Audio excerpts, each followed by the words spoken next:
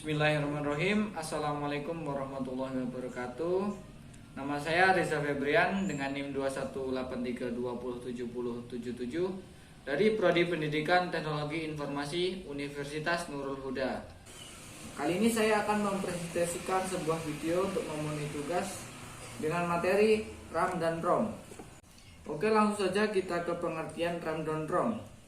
RAM merupakan singkatan dari Random Access Memory, yakni sebuah perangkat keras yang ada pada komputer berfungsi sebagai tempat penyimpanan data sementara. Lebih dari itu, RAM juga dapat dimanfaatkan untuk menjalankan beberapa instruksi. Dari hal ini berarti data yang disimpan di dalam RAM dapat hilang kapan saja.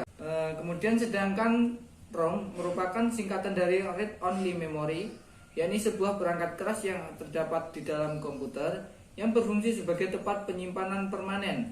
Dengan begitu, Anda tidak akan kehilangan data tersebut meskipun komputer mengalami mati secara mendadak. ROM sendiri memiliki bentuk yang mirip dengan chip memori semikonduktor. Untuk jenis-jenis RAM dan ROM, berikut adalah jenis-jenisnya. Jenis RAM: 1. Dynamic RAM, 2. SDRAM, 3. DDR-RAM, 4. RDR-RAM, 5. SRAM, 6. EDORAM. Kemudian untuk jenis-jenis ROM: 1. Mass ROM, 2. WROM, 3. EEPROM, 4. EEPROM, 5. Memory Flash dan CD-ROM. Untuk jenis-jenis RAM sebagai berikut. 1. Dynamic RAM. Dynamic RAM merupakan jenis RAM yang paling sering digunakan dalam komputer atau laptop. Jenis ini merupakan semikonduktor yang berfungsi untuk menyimpan data dan kode program yang ada pada prosesor komputer. Memori semikonduktor maksudnya jenis ini memerlukan kapasitor untuk melakukan refresh data yang ada pada komputer. Keunggulan dari DRAM sendiri adalah memiliki desain yang sederhana, tetapi memiliki kecepatan yang cukup tinggi dengan kecepatan rata-rata yang dimiliki oleh DRAM adalah 4,7 MHz atau sampai dengan 40 MHz, diciptakan oleh perusahaan IBM pada tahun 1970. Untuk selanjutnya, SDRAM. SDRAM merupakan kepanjangan dari Synchronous Dynamic Random Access Memory. Merupakan RAM lanjutan dari Dynamic RAM, namun sudah mengalami sinkronisasi oleh clock system. Umumnya SDRAM ini lebih cepat dibandingkan dengan Dynamic RAM. Namun pada masa kejayaan SDRAM hanya terjadi pada akhir 1995 sampai 2003. Meski demikian, SDRAM bisa dibilang memiliki kecepatan yang mumpuni. Tercatat SDRAM memiliki kecepatan antara 100 MHz sampai dengan 133 MHz. Selain itu, kapasitas dari SDRAM tersendiri adalah 16 MB sampai dengan 1 GB. Kemudian untuk nomor 3, DDR-RAM. DDR-RAM sendiri ini mempunyai 4 generasi. Untuk generasi pertama yaitu DDR1. DDR adalah kepanjangan dari Double Data Rate.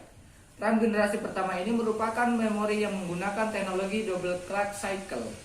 Jenis ini berbeda dengan SDR atau single data rate.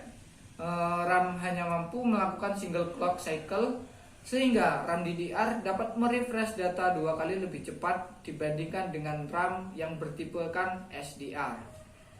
Kemudian untuk DDR2, jenis DDR2 ini memiliki clock cycle 2 kali lebih banyak ketimbang dari seri sebelumnya. Yang artinya kemampuan dari DDR ini 2 kali lebih cepat dibandingkan dengan DDR1. Memori clocknya tercatat dari 100 MHz sampai dengan 266 MHz. Frekuensi yang dihasilkan dari DDR2 antara 400 sampai 1966 MHz. Untuk selanjutnya DDR3. Sementara dengan jenis DDR3 ini memori clocknya jauh berbeda dengan RAM DDR2, yaitu sebesar dengan 100 MHz sampai dengan 266 MHz. Bedanya terletak pada frekuensi transfernya yang lebih tinggi, yakni mencapai 2133 MHz. DDR2 maksimalnya hanya 1066 MHz saja. dan voltasenya yang lebih hemat yaitu hanya 1,5 volt. Yang dimana DDR2 juga memerlukan voltase 1,8 volt. Sedangkan DDR1 memiliki voltase 2,5 atau 2,6 volt. Untuk DDR4, memori jenis ini merupakan generasi terbaru dengan transfer data mencapai 2133 sampai 3200. RAM DDR4 juga lebih efisien dengan tegangan kerja sebesar 1,2 volt. Dengan tegangan sebesar ini, RAM DDR4 mampu mencapai transfer data rate sebesar 1400. Pada RAM ini terdapat 4 grup bank, di mana setiap grup mampu menangani operasi secara independen. Hal ini membuat RAM DDR4 mampu memproses 4 data dalam satu siklus clock dan membuatnya lebih jelas, lebih efisien ketimbang jenis sebelumnya. Untuk selanjutnya yaitu RDRAM. RDRAM merupakan kepanjangan dari Rambus Dynamic Access Memory, merupakan jenis RAM yang proses kerjanya itu lebih cepat, serta juga umumnya lebih mahal dari SDRAM. Jenis SDRAM ini digunakan pada perangkat komputer yang memiliki Pentium 4. RDRAM ini juga memiliki jalur data yang sempit, antara dengan kisaran 8 bit. Tetapi kinerjanya tidak dapat diungguli oleh Dynamic RAM. Hal ini karena RDRAM ini memiliki memori controller yang dipercanggih. Tentunya hanya motherboard yang mendukung Rambus saja yang bisa dipakai dengan RDRAM ini, seperti motherboard untuk AMD K7 Athlon. Akan tetapi RAM jenis ini dipakai oleh 3DFX ENC untuk mempercepat proses pengembangan objek 3 dimensi yang penuh dengan poligon. RDRAM ini digunakan pada tahun 1990 sampai tahun 2000 saja. Untuk selanjutnya yaitu SRAM. SRAM merupakan kepanjangan dari Static Random Access Memory, merupakan jenis RAM yang dapat menyimpan data di dalamnya tanpa harus ada penyegaran atau refresh dari CPU. Jenis RAM ini proses kerjanya juga lebih cepat dari Dynamic RAM serta dengan SDRAM. Chip SRAM secara umum memiliki 11 baris alamat.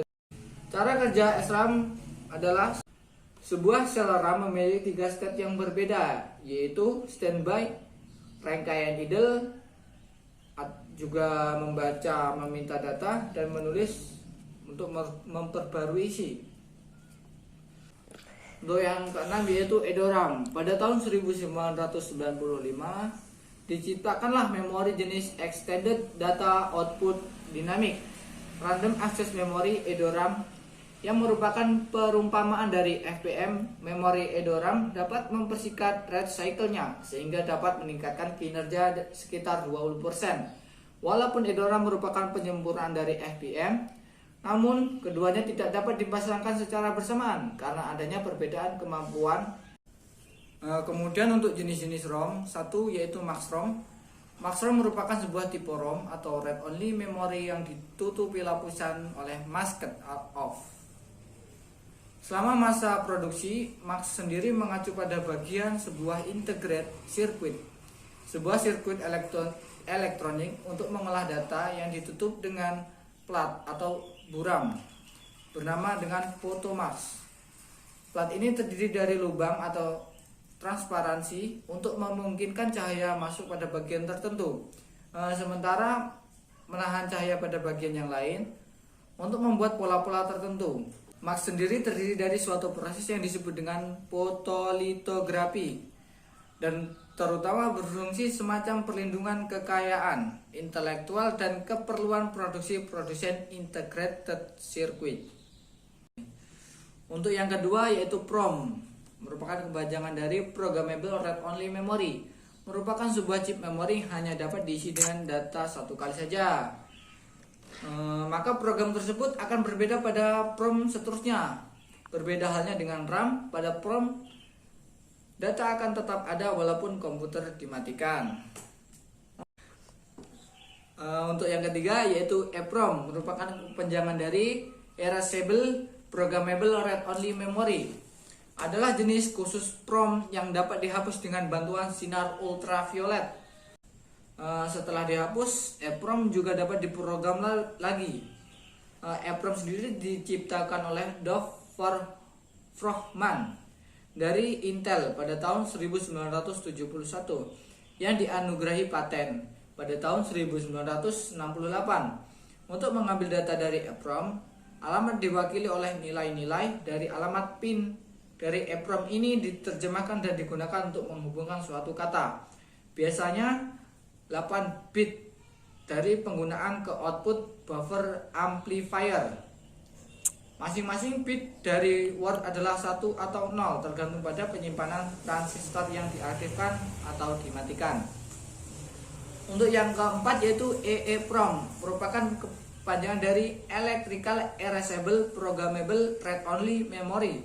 EEPROM adalah tipe khusus dari PROM Programmable Read Only Memory yang bisa dihapus dengan memakai perintah elektris. Seperti juga tipe EEPROM lainnya, EEPROM dapat menyimpan isi datanya bahkan saat listrik sudah dimatikan. EEPROM sendiri memiliki kapasitas mulai dari 512 bytes sampai dengan 1024 bytes atau setara dengan 1 KB. Untuk yang kelima yaitu memori flash. Memori flash atau flash memory adalah jenis EEPROM yang mengizinkan banyak lokasi untuk dihapus atau ditulis dalam suatu operasi pemrograman. Istilah awamnya dia adalah suatu bentuk dari chip memori yang dapat ditulis, tidak seperti chip memori akses acak atau RAM lainnya. Memori ini dapat menyimpan data tanpa membutuhkan penyediaan listrik. Memori ini biasanya digunakan dalam kartu memori, kadar card USB atau USB flash drive, pemutar MP3, kamera digital, dan telepon genggam. Yang terakhir yaitu CD-ROM. CD-ROM atau Compact Disc Read Only Memory adalah sebuah perangkat keras pada komputer yang berbentuk balok yang berfungsi untuk membaca dari CD. CD-ROM juga berarti bahwa CD-ROM drive hanya bisa digunakan untuk membaca sebuah CD saja. CD-ROM ini sendiri memiliki kapasitas antara 553 MB sampai dengan 900 MB. Demikianlah video yang saya presentasikan dengan materi dan ROM. Apabila ada kesalahan saya mohon maaf. Saya akhiri. Wassalamualaikum warahmatullahi wabarakatuh.